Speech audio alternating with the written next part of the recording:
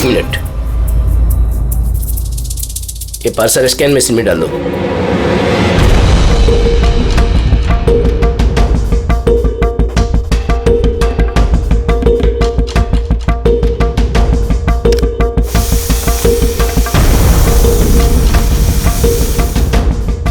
ये parcel reception में दे दो।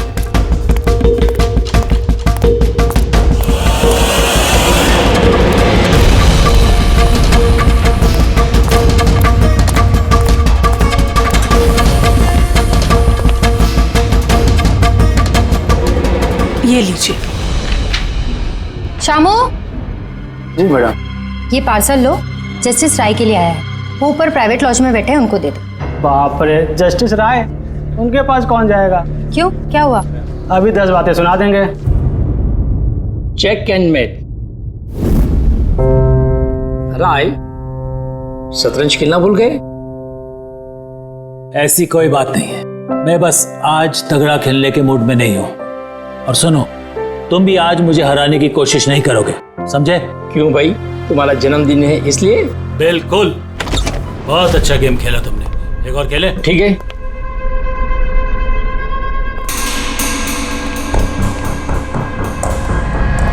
हेलो सर, राय सर। क्या है? हैप्पी बर्थडे सर, आपके लिए पार्सल आया। ठीक है, रखो इधर, रखो इधर आओ। अब क्या हुआ सर? ये लो। Thank you sir, thank you very much sir. Happy birthday sir. कुछ चाहिए तो बोलिएगा सर। ठीक है। उसने सोचा भी नहीं होगा डांट की जगह टिप मिलेगी। ये सब लोग ना मुझे घूसट और खड़ूस समझते हैं, लेकिन मुझे इससे कोई दिक्कत नहीं है। इनफैक्ट मुझे मजा आता है। अरे ये सब छोड़ो, पैकेट खोलो ना, क्या है?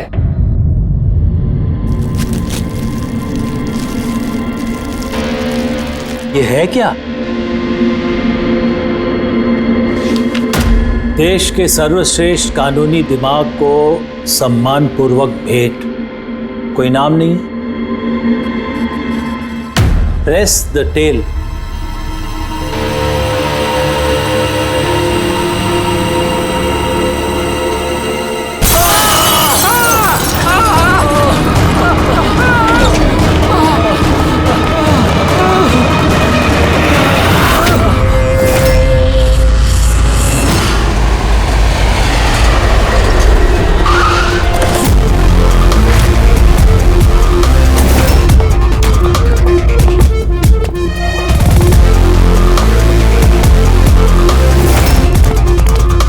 आपने कहा था बॉम्ब ब्लास्ट हुआ?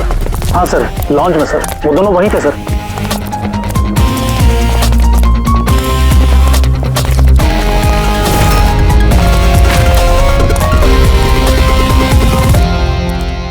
ये देखिए सर। यहाँ तो कांच ही कांच है।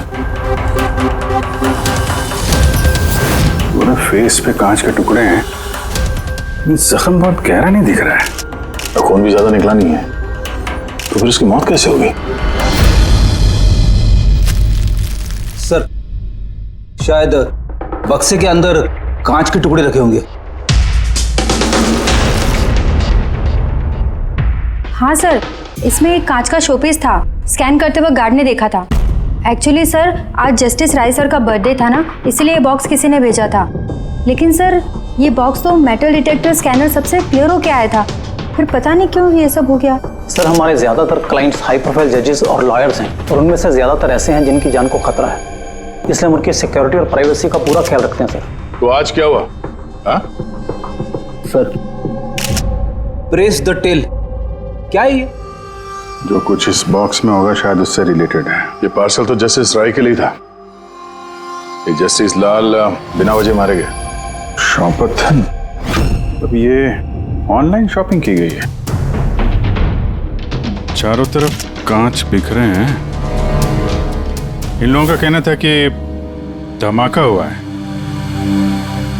पर अगर पैकेट के अंदर कांच था तो धमाका हुआ कैसे? और अगर यहाँ पे बॉम्ब ब्लास्ट हुआ था तो फिर मेटल या प्लास्टिक के टुकड़े या फिर बारूद, कुछ तो होना चाहिए था। ऐसा कुछ भी नहीं यहाँ पे। एक काम करो, ये बॉडी और ये कार्ड इसको फॉरेंसिक लैब में भेज दो। और पूर्वी, ये जस्टिस राय का मोबाइल फोन चेक करो। मेटल डिटेक्टर वहाँ, स्कैनर वगैरह तो सब है। अगर पार्सल में बॉम्ब था तो डिटेक्ट कैसे नहीं होगा? सर पार्सल में ऐसा कुछ था ही नहीं साहब, मैंने ध्यान से देखा था। और स्कैनर मशीन में साहब सिर्फ कांच का सामान ही दिख रहा था। अच्छा, इस स्कैनर की फुटेज स्टोर तो होती होगी? हाँ सर, फुटेज 24 घंटे तक सेव रहती है और उसके बाद अपने आप डिलीट हो जाती है। ओके, वो फुटेज देख सकते हैं हम लोग?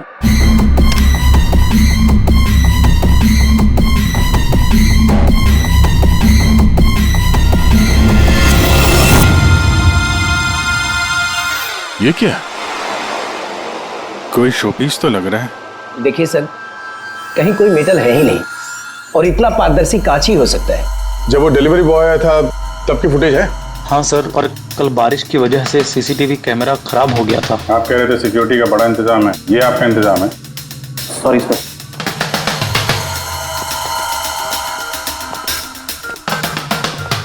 अब दे के हमारे पास यही एक सुराग बचा है, वो कुरियर आईडी बस। चलो, एक छोटा सुराग तो हाथ लगा। बाकी फॉरेंसिक लैब में साड़ू के साथ भी कुछ ना कुछ जरूर ढूंढ निकालेंगे।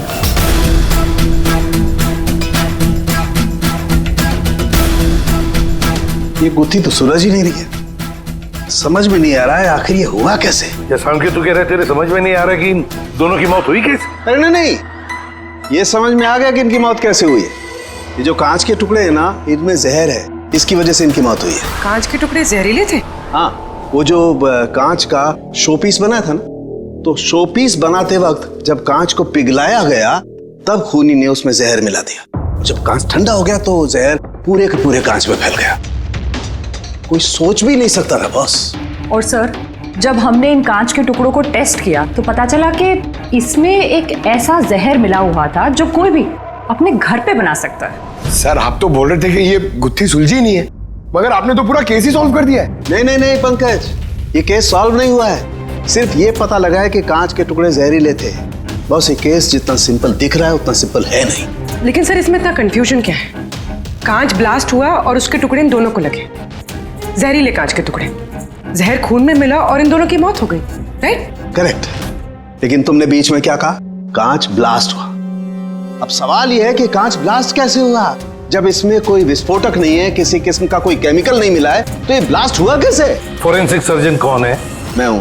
तो फिर तुम बताओगे ना। फॉरेंसिक एक्सपर्ट हूं, जादूगर नहीं हूं। अच्छा, समझ में नहीं आ रहे तो जादूगर नहीं हूं। सर, इन जहरीले टुकड़ों के अलावा हमें एक और चीज मिली है। क्या? ये कार्ड जो इस गिफ्ट के पास था, ये कार्ड का पेपर वैसे तो मोटा दिख रहा है, लेकिन एक्चुअल में ये 2 पेपर को यूं चिपका कर बनाया गया है। और ये देखिए इसमें क्या लिखा है। सजाए मौत, मतलब खूनी ने सिर्फ कत्ल ही नहीं की, कत्ल के साथ साथ एक मैसेज भी भेजा, सजाए मौत। जो हुआ उसका बहुत दुख है हमें, पर ऐसे समय में भी हमें आपसे कुछ सवाल करने पड़ेंगे। जी मैं समझ सकती हूँ। आपको किसी पर शक है? जी, मेरे पति कानून पर सख्त और न्यायप्रिय इंसान थे, तो जाहिर सी बात है कि ऐसे इंसान के लाखों लोग दुश्मन हो सकते हैं। वो अपराधी जिनको इन्होंने सजा दी थी, वो वकील जो इनकी सख्ती से बहुत परेशान थे और इनके फैसले से नाखुश भी। आए दिन उन्हें धमकियां भरे फोन आते थे और लेटर्स भी, पर इन सब के बावजूद भी वो अपने आप पर गर्व महसूस करते थे। उन्हें लगता था कि उनकी ईमानदारी का ये इनाम था। आई एम सॉरी, इससे आगे मैं और कुछ आपको बता नहीं पाऊंगी, पर हाँ, आनंद आपको सब कुछ बता देगा। आनंद? आनंद कौन है? आनंद इनका पर्सनल असिस्टेंट है। कहाँ मिलेंगे मिस्टर आनंद? वो मेरे पति के चेंबर में ही ऊपर बैठकर काम कर रहे हैं। आप चाहे तो उन्हें मिल सकते हैं। मिस्टर आनंद, जस्टिस राय पे बहुत सारे हमले हुए थे, बहुत लोग दुश्मन थे उनके। क्या जानते हैं इनके बारे में आप? सर, उनको धमकी देने वाले लोगों की कमी नहीं थी। अच्छा, ऐसे कितने लोग थे जिन्होंने जान से मारने की धमकी दी थी? अनगिनत उनकी धमकियों को ट्रॉफी के जैसे संभाल कर रखते थे। 1 मिनट सर।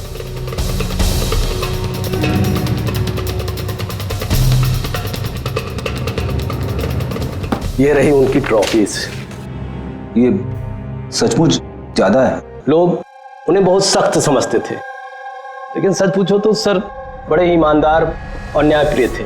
यहाँ तक वकील भी उनसे डरते थे और अपराधी उनके नाम से कांपते थे। धमकी भरे खत तो ठीक है, लेकिन ये पत्थर और स्याही क्यों? कई साल पहले किसी ने खिड़की से पत्थर फेंका था तो सर ने पत्थर भी रख लिया था। और ये स्याही की बॉटल? अरे सर ये तो कुछ ही महीने पहले की बात है।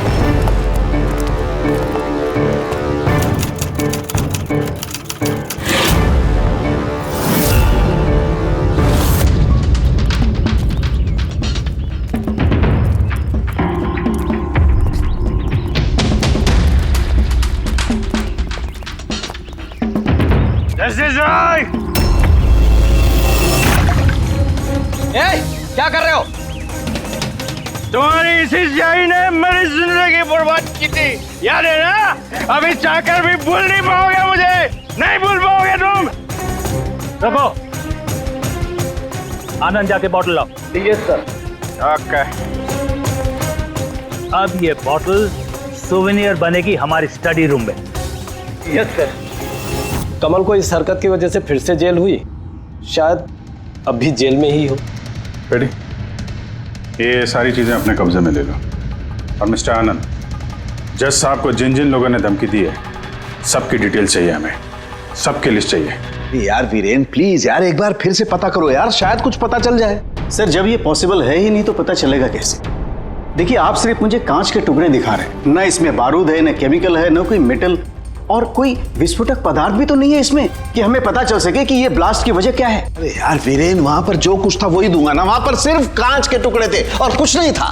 तो सर ये बॉम्ब ब्लास्ट है ही नहीं, क्योंकि दुनिया में ऐसा कोई भी बॉम्ब नहीं बना है जो सिर्फ कांच के टुकड़ों से बना हो।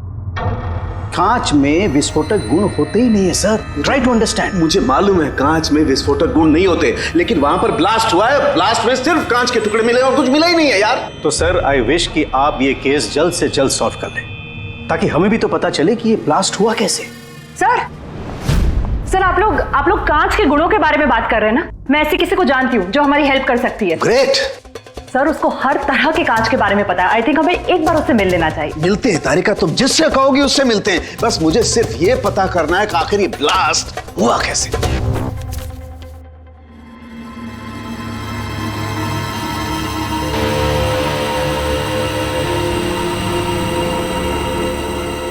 हाँ भाई, कहाँ तक पहुँचा? सर बस 2 मिनट हो जाएगा, 2 मिनट। ओके, देखें पूर्वी को क्या मिला। फोन से कुछ पता चला राय साहब के? हाँ सर, कुछ अजीब से मैसेजेस मिले हैं जस्टिस राय और जस्टिस लाल के बीच। अजीब मैसेज? कैसे हैं? ये देखिए सर, ये मैसेजेस हैं या शायद कोई कोड्स हैं जो नंबर्स और लेटर्स को मिला के बनाए गए हैं। ये देखिए सर, ये मैसेजेस जस्टिस राय ने जस्टिस लाल को 2 बार भेजे, एक बार 3 महीने पहले और दूसरी बार सिर्फ 1 महीने पहले। अब या तो ये इन दोनों दोस्तों के बीच का कोई सीक्रेट कोड है, या तो फिर कोई ऐसी खास बात है जो जस्टिस राय जस्टिस लाल को बताना चाहते हैं। एक काम करो, ट्राई करो डिकोड करने के लिए, देखो कुछ पता चलता है क्या। हाँ, ये लिस्ट पूरी हुई? हाँ सर, जस्टिस राय के पीए आनंद ने जो हमें धमकियों के बारे में बताया था सर, उस हिसाब से हमने ये 3 सस्पेक्ट की लिस्ट बनाई है। 3 भागों में क्यों, क्या है? अब यहाँ पे जितने लोग हैं इनमें से सभी लोगों ने कभी ना कभी जस्टिस राय को धमकी दी है और इनमें से ज्यादातर लोग जेल में भी है। लेकिन ये वोनेश, ये एक मर्डर के केस में अंदर गया है और बाद में इसकी दिमागी हालत ठीक नहीं है, इसलिए इसे रिहा कर दिया गया। और ये कमल जी, इन्होंने जस्टिस राय पे स्याही फेंकी और इस जुर्म में इन्हें अंदर कर दिया गया। फिलहाल ये कहाँ पर है उसकी कोई जानकारी नहीं है। सर ये दूसरी लिस्ट जो है, इसमें से ये 3 लोगों को सजाए मौत दी हुई है सर जस्टिस ने, और ये अभी भी जेल में अपनी सजा काट रहे हैं। 3, ये चौथा, ये कौन है? सर ये है किशोर जी, इनके बेटे को जस्टिस ने 3 साल की सजा दी थी सर, और न्यूज में एक आर्टिकल आई थी कि ये सजा ज्यादा देने की जरूरत नहीं थी और इस वजह से वो शायद डिप्रेशन में होगा और उसने अपनी आत्महत्या कर ली सर। तो इस किशोर के पास अच्छी खासी वजह है बदला लेने की। और ये है धवन, ये एक वकील है पेशे से, और अजीब बात यह है कि पिछले साल इसने जस्टिस राय के कोर्ट में बहुत सारे केसेस लड़े, पर वो एक भी जीत नहीं पाया, सारे हार गए। तो कहीं ये हारा हुआ वकील बदला लेने के चक्कर में राय साहब को, हाँ ये भी हो सकता है कि ये कोई काबिल वकील ही ना हो। तो अब कुल मिला के हमारे पास बचते हैं 4 सस्पेक्ट। एक ये कमल, वनेश, किशोर और धवन। सर, गिफ्ट भेजने वाले का पता चल गया। वो गिफ्ट कमल ने भेजी थी और शॉपेथॉन वालों ने कुरियर की आईडी से पता किया है। तो उनके पास उसका एड्रेस तो होगा ना? नहीं सर, एड्रेस का तो पता नहीं चला। कोई बात नहीं, कमल जिस जेल में था वहां से पता चल जाएगा, वहां चलते हैं। सॉरी ऑफिसर, लेकिन हमें उसे 1 महीना पहले ही छोड़ना पड़ा। जज पे हमला किया था, इतनी जल्दी छूट गया? एक मिनट, आपने कहा कि उसे छोड़ना पड़ा, लेकिन क्यों? उसकी तबीयत की वजह से, क्योंकि सालों से उसको नशे की लत थी। 7 साल पहले वो एक केस में पकड़ा गया था, वहां उसने पीना छोड़ दिया, लेकिन जेल से छूटने के बाद फिर उसने पीना शुरू कर दिया, इसलिए उसका पूरा लीवर खराब हो चुका था। ये भी तो हो सकता है कि उसने लीवर खराब होने का बहाना किया हो। नहीं सर, हमने डॉक्टर से कंफर्म करके उसे छोड़ा था। अच्छा, उसका एड्रेस तो होगा ना आपके पास, वो दे दीजिए।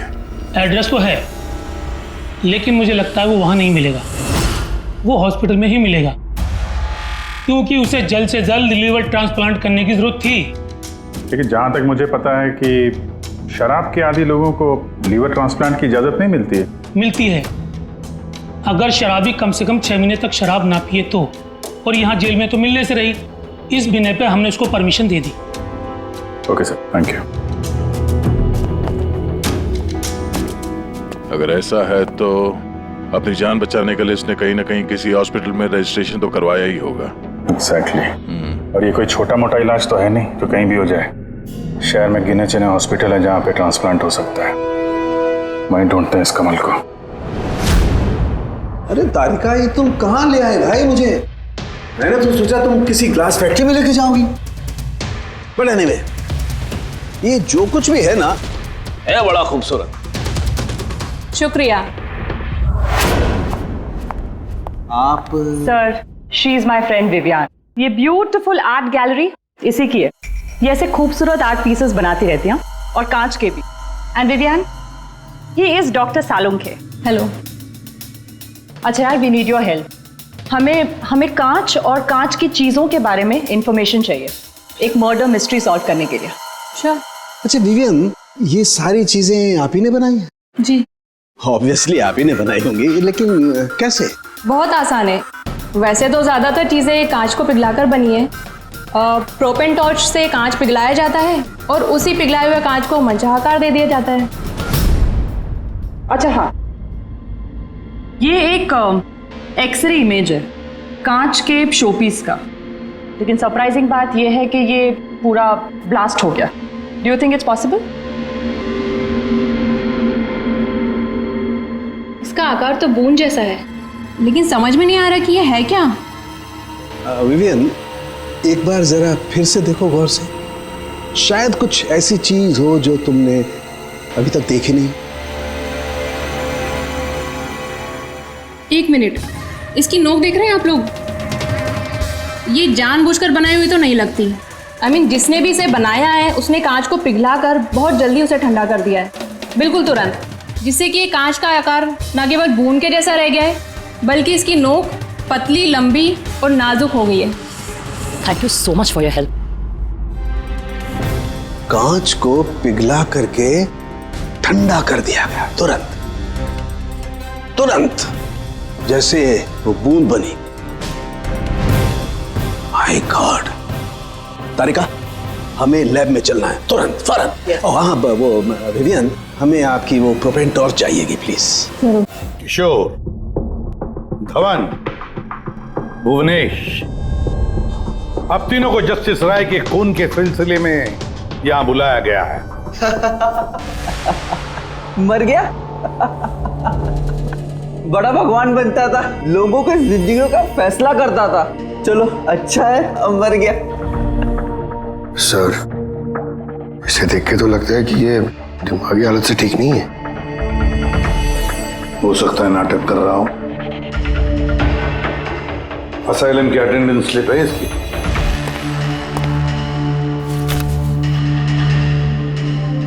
सर इसमें तो लिखा है कि 1 महीने से बाहर ही नहीं गया असाइलम से। ये रिपोर्ट खुद डॉक्टर ने बनाई, ये देखिए। ठीक है, ले जाओ इसे। चलो चलो उठो।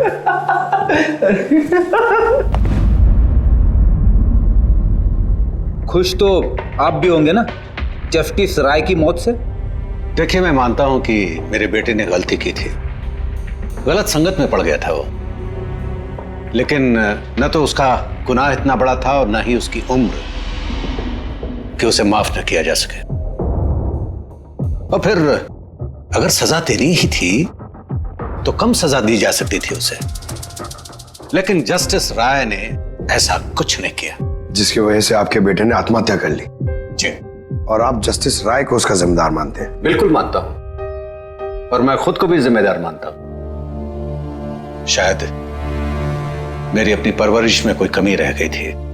और धवन जी, आपने पिछले साल में जस्टिस राय के कोर्ट में 17 केसेस लड़े हैं और आप 17 के 17 केसेस हार गए। आपको भी गुस्सा आया होगा, इसलिए आपने तो इस वजह से मैंने उनका खून कर दिया, ऐसा सोच रहे हैं आप? इससे बचकानी सोच कोई हो ही नहीं सकती। इस वजह से कोई किसी का खून करता है क्या? इस जजमेंट की वजह से आपके क्लाइंट्स आपको छोड़कर चले गए, वकील के तौर पर आपकी बदनामी हुई। जस्टिस राय ने ना सिर्फ आपके खिलाफ जजमेंट दी, बल्कि आपके प्रैक्टिस के खिलाफ, आपकी वकालत के खिलाफ जजमेंट दी। सर, मैं मानता हूं आपने जो कुछ भी कहा सच है, लेकिन इससे यह कतई साबित नहीं होता कि मैंने उनका खून कर दिया है। धवन जी, साबित नहीं हुआ तो क्या हुआ, हो तो सकता है ना। देखिए सर, मेरी इतने सालों की प्रैक्टिस है, इस पेशे में कोई नया नहीं हूं मैं। सर, मैंने इतने सालों तक मेहनत करके बहुत नाम कमाया है, लोग जानते हैं मुझे। और सर, जिस वक्त जस्टिस राय का खून हुआ, उस वक्त मैं कहां था, क्या कर रहा था, किसके साथ था, इन सब बातों का ब्यौरा दे सकता हूं मैं, वो भी गवाहों और सबूतों के साथ। एक बात मत भूलिए धवन जी, खून एक पार्सल की वजह से हुआ है, और जिस वक्त खून हुआ उस वक्त खूनी वहां पर मौजूद नहीं था, समझे आप? इसलिए आपके गवाह और आपके सारे सबूत हमारे लिए कोई मायने नहीं रखते।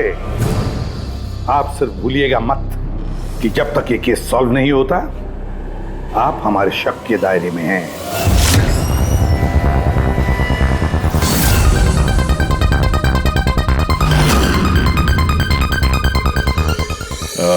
Doctor Puneet? Yes sir, that's doctor Puneet. Thank you. Doctor Puneet, हम लोग सीआईडी से हैं, आपसे फोन पे बात हुई थी कमल के बारे में। जी हाँ, मुझे याद है। दरअसल कमल हमारे लिवर ट्रांसप्लांट की लिस्ट में है और हम उसके लिए सही डोनर का इंतजार कर रहे हैं। और एक बात अच्छी है कि उसने शराब पूरी तरह से छोड़ दी है, वरना हम ये ऑपरेशन नहीं कर पाते। तो आपके पास इस कमल का एड्रेस तो होगा? जी, एड्रेस तो नहीं है। तो डॉक्टर साहब, उसको अगर डोनर मिल गया तो आप उसे कांटेक्ट कैसे करेंगे? सिंपल है, हम डोनर्स और जरूरतमंद पेशेंट की लिस्ट हमारी वेबसाइट पर अपलोड कर देते हैं और सभी पेशेंट्स अपने डोनर्स की सही लिस्ट वहां पे देखते हैं और हमें कांटेक्ट करते हैं। अगर कमल अपना नाम लिस्ट में देख लेता है तो यकीनन वो यहाँ आ जाएगा। ये तो बहुत अच्छी खबर है। डॉक्टर साहब, आपको हमारा एक काम करना होगा। पिघले हुए गरम गरम कांच को तुरंत ठंडा करना है, तुरंत। और पानी से ज्यादा अच्छा ये काम और कौन कर सकता है?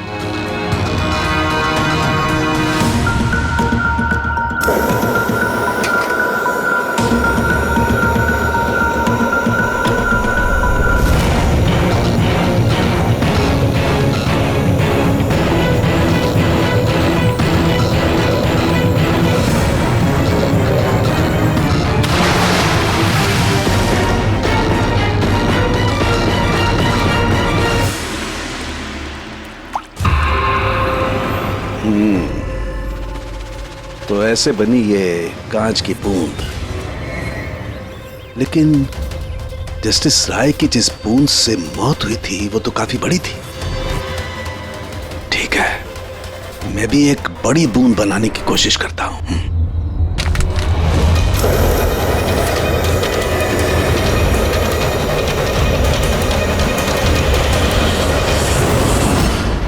ये कोड्स आखिर है क्या? कुछ पता ही नहीं चला। माय गॉड,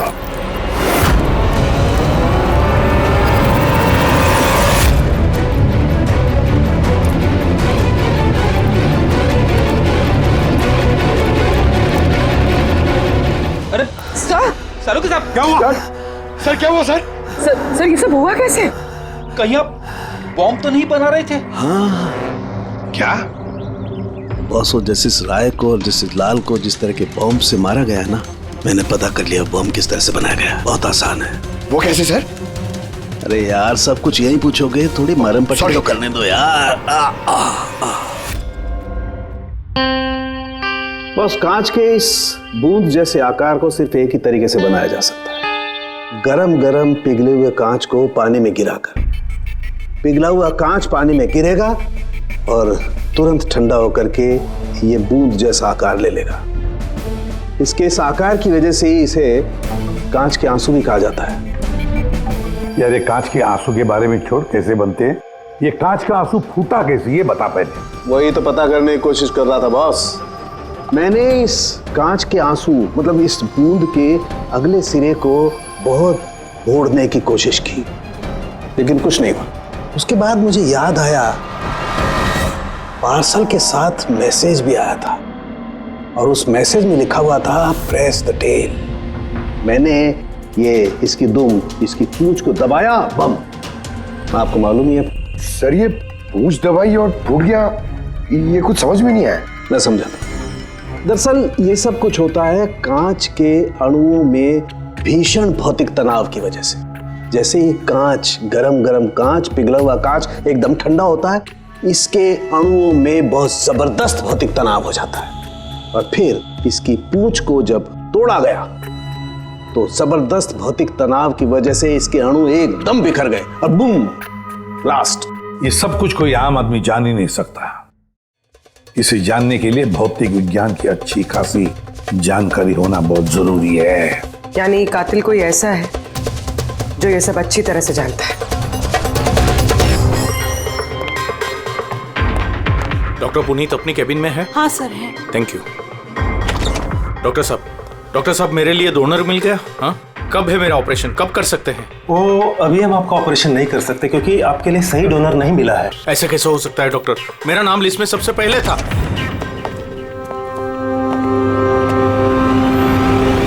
देखिए, मेरी सजा काट चुका हूं पूरी तरह से, फिर आप लोग मुझे कहां लेके जा रहे हैं? मैंने ऐसी कोई गलती भी नहीं की है। जस्टिस राय का खून हो गया है। क्यों किया खून? जस्टिस राय का खून? लेकिन मैंने कुछ नहीं किया। आपने शॉपथॉन वेबसाइट से जस्टिस राय के लिए उनके जन्मदिन पे तोहफा भेजा था ना? नहीं तो मैंने कोई तोहफा नहीं भेजा था। तुमने कुछ नहीं किया तो फिर तुम अंडरग्राउंड क्यों थे? देखिए, मैं अंडरग्राउंड नहीं हुआ था।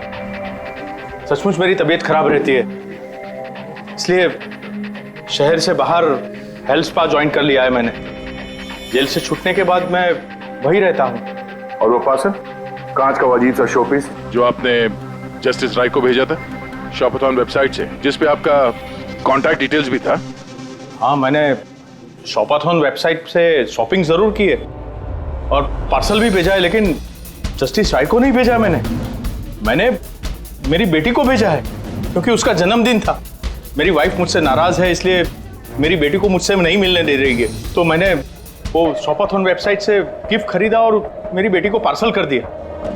कोई सबूत है इसका तुम्हारे पास? हाँ है ना सर, मैं आपको शॉपथॉन वेबसाइट का मेरा अकाउंट दिखाता हूँ। उस पर आप लोगों को पता चल जाएगा कि मैंने कब और क्या खरीदा है। देखिए, ठीक है।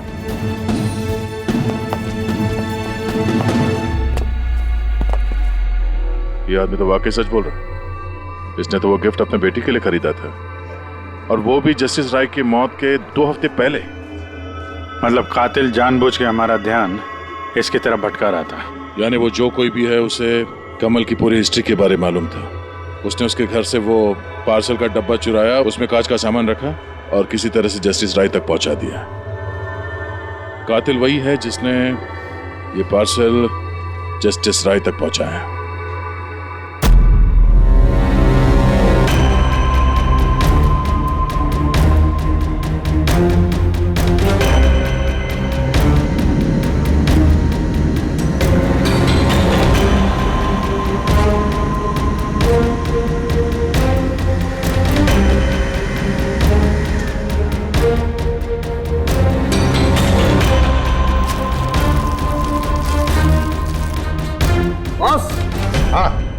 एक मिनट जरा तो से देखो, इस एड्रेस के नीचे की तरफ एक और एड्रेस, और ये दोनों पते अलग अलग हैं। डैम इट, एक सुराग मिला था वो भी गलत निकला। मतलब कमल बेकसूर है। बस मैं इस कागज को लैब में ले जाकर के अच्छी तरह से चेक कर लेता हूं। ठीक है सर, सब मिल गया। एक सबूत गया तो दूसरा मिल गया, कोड डिकोड हो गया। कोड में क्या है? सर वो कोई कोड्स नहीं है, सिंपल मैसेजेस है। उन दोनों डेट्स पे जब जस्टिस राय ने जस्टिस लाल को मैसेजेस भेजे थे, उन दोनों डेट्स पे दो बातें कॉमन थी। कौन सी बात? सर पहली बात, उन दोनों डेट्स पे दोनों जजेस में से एक शहर से बाहर था, और दूसरी बात, उन दोनों डेट्स पे संडे था। और जिस दिन कत्ल हुआ है उस दिन भी संडे था। एग्जैक्टली सर, और मारे जाने से पहले वो दोनों शतरंज खेल रहे थे। यस, जो मैसेजेस जस्टिस राय ने जस्टिस लाल को भेजे हैं वो कोई कोड्स नहीं, शतरंज की चालें थी। वो दोनों चाहे कहीं भी हो अपना शतरंज का खेल जरूर पूरा करते थे, जहां छोड़ा अगली बार वहीं से पकड़ते थे। मतलब दोनों भी जजेस संडे के दिन शतरंज खेलते थे, और ये बात कातिल जानता था, इसीलिए उसने उसी संडे को खुद अपने हाथों जाकर वो पार्सल डिलीवर किया। वो जानता था कि जस्टिस राय वहां होंगे। सर वो ये भी जानता था कि जस्टिस लाल भी वहां पे होंगे। बिल्कुल सही कहा तुमने अभिजीत, बिल्कुल सही कहा। हम तो ये सोचकर चल रहे थे कि कातिल ने जस्टिस राय पर हमला किया, पर उस एक्सप्लोजन में जस्टिस लाल की जान बेवजह चली गई। हालांकि असली बात तो ये है, कातिल चाहता था कि जस्टिस राय के साथ साथ जस्टिस लाल को भी खत्म कर डाले। किशोर, जतिन, भुवनेश, इन तीनों की कुंडली निकालो, देखे तो सही कि इनमें से किसी के पास कोई वजह थी इन दोनों जजेस को मारने की। और फिर धवन, पता लगाओ उसके सारे के सारे केसेस उसने जस्टिस लाल के कोर्ट में लड़े थे, वो क्या है और किसके हैं। सर, हाँ सर, धवन के बारे में पता करके आ रहा हूं। जस्टिस लाल के कोर्ट में सर वो 100 में से 75 केसेस आ रहा था। सर, हाँ सर, जतिन के जेल रिकॉर्ड्स मिल गए। उसके वकील ने डिप्रेशन के बिना पे जतिन को छोड़ने की अपील की थी, और उसकी अपील ठुकरा दी गई थी। जज कोई और नहीं, जस्टिस लाल ही थे। तो जतिन के पिता किशोर के पास अच्छी खासी वजह है कत्ल करने की, पर इतना पेचीदा प्लान वो बना पाएगा? वही तो सर, किशोर एक स्कूल टीचर है, उसे कैसे पता होगा कि कांच के आंसू से किसी की जान जा सकती है? ये तो इस बात पर निर्भर है कि ये किशोर मास्टर जी स्कूल में कौन सा विषय पढ़ाता है। पता लगाओ ये कौन सा सब्जेक्ट पढ़ाता है स्कूल में।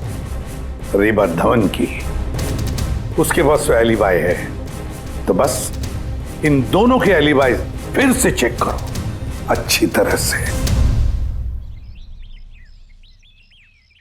बच्चों, आज मैं तुम्हें एक नया एक्सपेरिमेंट सिखाऊंगा। जानते हो किसका? कलर्स का एक्सपेरिमेंट। रेडी? ये देखो, दूध है। अब मैं इसमें डिफरेंट कलर्स के एक एक ड्रॉप डालूंगा।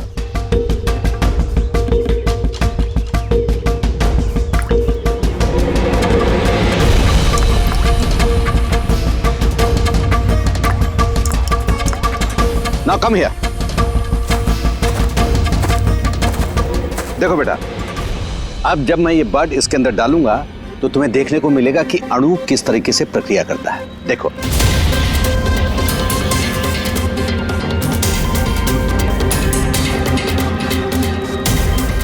देखा? इसे कहते हैं विज्ञान का जादू। कमाल है। नहीं, मैं आपके प्रयोग की बात नहीं कर रहा हूं, आपके बारे में बात कर रहा हूं। आपने कभी बताया नहीं कि आप विज्ञान पढ़ाते हैं? आप लोग यहाँ, मैं तो बस वो प्राथमिक विज्ञान पढ़ाता हूँ। आपने बच्चों को वो कांच के आंसू वाला प्रयोग दिखाया नहीं? कैसे पूछ दबाते ही ब्लास्ट हो जाता है। हाँ? आप क्या बात कर रहे हैं? मुझे नहीं पता। आपको सब पता है। अब जरा इन बच्चों को जाने के लिए कहिए। बच्चों, आज के लिए छुट्टी, बाकी की पढ़ाई कल। जाओ तुम लोग। सर को पहचानते हैं आप?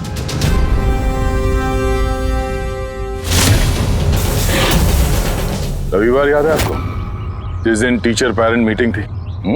और उसी दिन जस्टिस लाल और जस्टिस राय का खून भी हुआ था। उस दिन आप आए नहीं थे, एब्सेंट थे। इस केस में जिन लोगों पे हमें शक था, उनकी एलिबाइज, यानी कत्ल के वक्त वो कहाँ थे, किसके साथ थे, उसका पूरा ब्यौरा सबूत के साथ हमारे पास है, सिवाय आपके। रविवार को आप कहाँ थे? मैं घर पे ही था। मेरी तबीयत नहीं ठीक थी, इसलिए मैं जा नहीं पाया। झूठ। आप घर पे नहीं, क्लब हाउस में थे। जस्टिस राय को वो पैकेज डिलीवर करने गए थे। अगर मैं मान लूं कि आप ठीक कह रही हैं, कोई सबूत है आप लोगों के पास? सबूत तो खैर अभी नहीं है। अच्छा, ये जो आप जो प्रयोगशाला यहाँ बनाया हुआ आपने, यहाँ पे जो बच्चों को दिखाते हैं, इसके अलावा कहीं प्रयोग करते हैं या यही जगह है?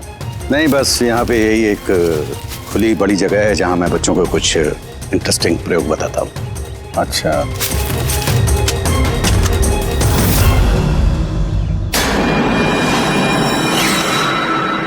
सर। आप अंकल? अरे, आप लोग वहां कहाँ जा रहे हैं?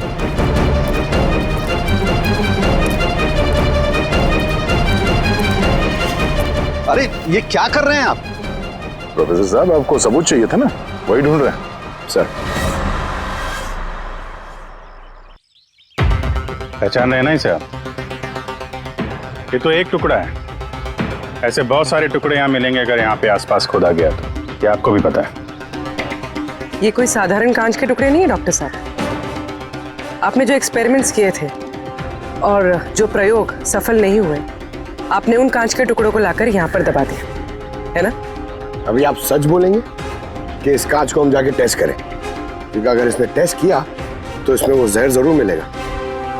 हाँ, मैंने ही उन दोनों को मारा है, क्योंकि उन दोनों ने मिलकर के मेरे बेटे को मारा है। मैंने उसी वक्त ठान लिया था कि इन दोनों से अपने बेटे की मौत का बदला लूंगा मैं।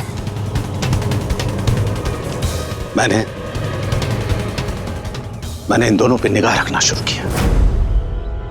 एक दिन बच्चों के लिए इंटरनेट पे कुछ अनोखे प्रयोग ढूंढ रहा था मैं, तभी मुझे ये कांच के आंसू का प्रयोग मिला।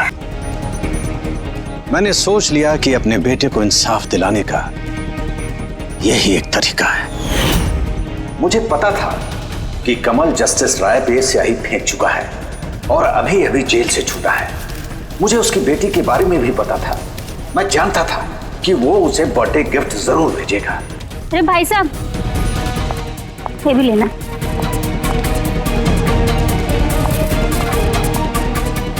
बस उसी गिफ्ट का डब्बा मैंने वहां से उठा लिया और अपने प्लान को अंजाम दिया।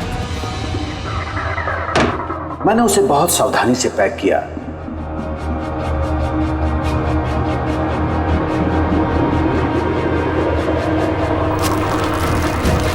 और फिर डब्बे पे पुराने एड्रेस के ऊपर नया एड्रेस लगाया। फिर मैंने उन दोनों की मौत का सामान वहां पहुंचा दिया। मुझे जो करना था मैंने कर दिया। मैंने उन दोनों से अपने बेटे की मौत का बदला ले लिया, उसे इंसाफ दिला दिया। इंसाफ नहीं, सिर्फ बदला था, जिसे ना तो तुम्हारे मरे हुए बेटे की आत्मा को शांति मिलेगी और ना ही उन बच्चों को जो तुम्हें अपना गुरु मानते हैं। हाँ, तुम्हारी इस गलती से उन्हें सबक जरूर मिलेगी। अपनी बची हुई जिंदगी जेल में काटते हुए शायद आप भी अपना सबक सीख ही लेंगे।